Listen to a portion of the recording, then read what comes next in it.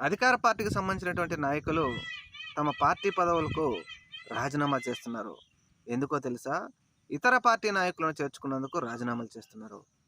2024 సార్వత్రిక ఎన్నికల తర్వాత వైఎస్ఆర్ కాంగ్రెస్ పార్టీ ఓడిపోయిన తర్వాత 6 మంది ఎమ్మెల్సీలు రాజీనామా చేశారు వైఎస్ఆర్ కాంగ్రెస్ పార్టీకి.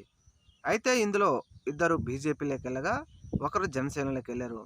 మిగతా ముగ్గురు అటు ఇటు కాకుండా ఉండటంతో అత్యవసరంగా చంద్రబాబు నాయుడు గారు వారిని పిలిచి వారికి కండవాలు కప్పేశారు. ఇక్కడ ముఖ్యంగా చిలకలూరుపేటకు చెందినటువంటి మర్రి రాజశేఖర్ గారు ఆయన పార్టీలోకి రావడాన్ని వ్యతిరేకిస్తూ చిలకలూరుపేటలోని అనేక మంది టీడీపీ నాయకులు రాజీనామాలు చేస్తూ ఉన్నారు. అనేక దశాబ్దాలుగా మా మీద కక్షలు కట్టి మమ్మల్ని పోలీసుల చుట్టూ తిప్పిన మర్రి రాజశేఖర్ మాకు చెప్పకుండా ఎలా పార్టీలోకి తీసుకుంటారు అంటూ ఇప్పుడు ప్రభుత్వానికి వ్యతిరేకంగా ప్రభుత్వాన్ని చేసిన పనిని ఒప్పుకోకుండా పార్టీకి రాజీనామాలు చేస్తూ ఉన్నారు చిలకలూరుపేటకు సంబంధించినటువంటి తెలుగుదేశం పార్టీ నాయకులు.